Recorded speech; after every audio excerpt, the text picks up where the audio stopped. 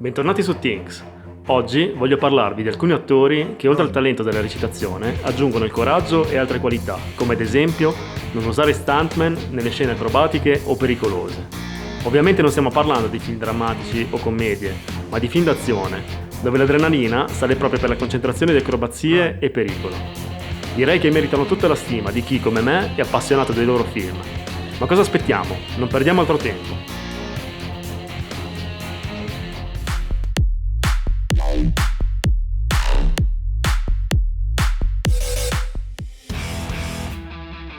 Jason Statham è un attore inglese che è noto ad Hollywood per aver interpretato diversi film d'azione, come ad esempio in Fast and Furious 8 nel ruolo di antieroe. Esperto di arti marziali e ottimo pilota, ha girato le scene pericolose dei suoi film senza utilizzare una controfigura.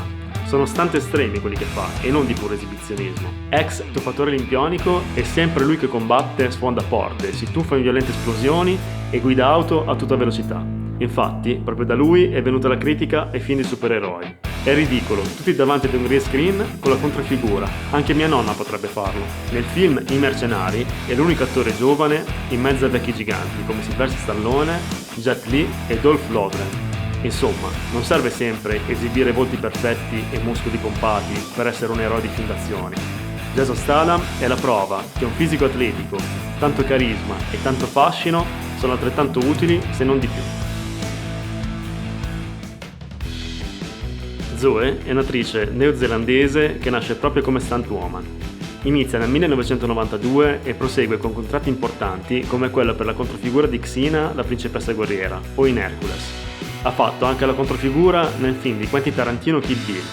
Verso la fine delle riprese si rompe le costole e i legamenti del polso mentre simula di essere colpita da un fucile a pompa caricato a sale grosso e rimane in prognosi riservata per diversi mesi. Inizialmente il suo lavoro era quello di sostituire l'attrice in scene di incidenti, ma successivamente studiò arti marziali per poter lavorare anche nelle scene di lotta. Continua la sua carriera come attrice in svariati film di Tarantino, come Grindhouse, Django Unchained e C'era una volta a Hollywood, ma anche in Gamer, Oblivion e tanti altri.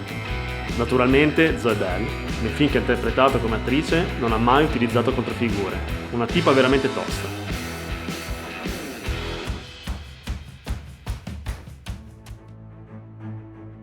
La controfigura di Harrison Ford in Indiana Jones è uno dei più grandi stuntman al mondo, Vic Armstrong.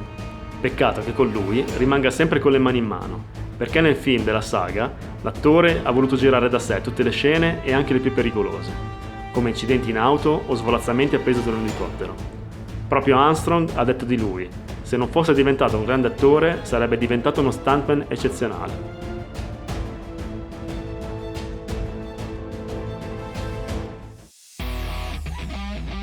Tom Cruise è uno dei più famosi protagonisti di film d'azione. Si conosceva la sua passione e pignoleria per il lavoro, ma forse non tutti sanno che nei suoi film non ha mai utilizzato una controfigura. Da Top Gun all'Ultimo Samurai, fino ad arrivare a Mission Impossible, con il quale si è talmente immedesimato in Ethan Hunt da mettere quasi a rischio la propria vita. Scalate estreme, inseguimenti in moto senza casco, salti vertiginosi nel vuoto, aerei presi al volo, e non parliamo naturalmente di aerei di linea per i quali si arriva tardi in aeroporto. Ognuna di queste scene mozzafiato è stata girata da lui personalmente.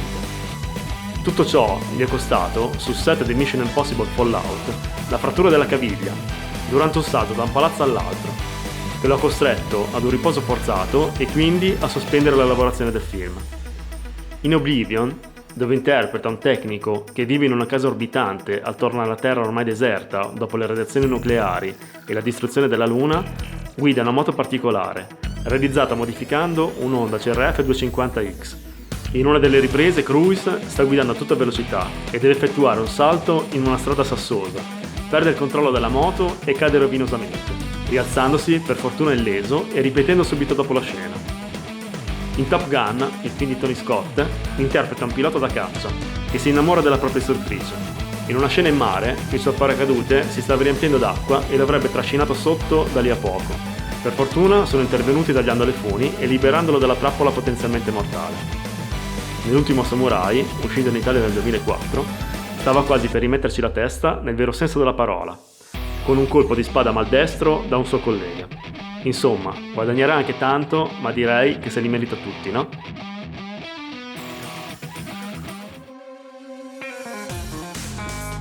Quando ha interpretato James Bond, ha deciso di fare a meno delle controfigure e girare scene anche pericolose con acrobazie spettacolari. Durante un'intervista disse: "Per me è stato importante girare più scene possibili. Volevo che il pubblico mi vedesse, ad esempio, saltare da una gru all'altra. Che si sentisse in dovere di dimostrare di essere migliore dei suoi famosi predecessori. Fatto sta che dopo 4 film, nel ruolo dell'agente segreto più famoso del cinema, Daniel Craig si era stancato del personaggio. Forse aveva già rischiato troppo. Ma sorprendentemente, l'ultimo film su James Bond, No Time to Die, vede proprio lui come protagonista. E a maggio 2019, durante le riprese in Giamaica, si è rotto la caviglia ed è stato operato. Il film è stato girato anche in Italia, in particolare a Matera, Gravina di Puglia e Sapri, che ha cambiato il nome in Civita Lucana per il film. Purtroppo, a causa Covid, il film non è uscito ad aprile 2020 come da programma, ma uscirà probabilmente a novembre di quest'anno.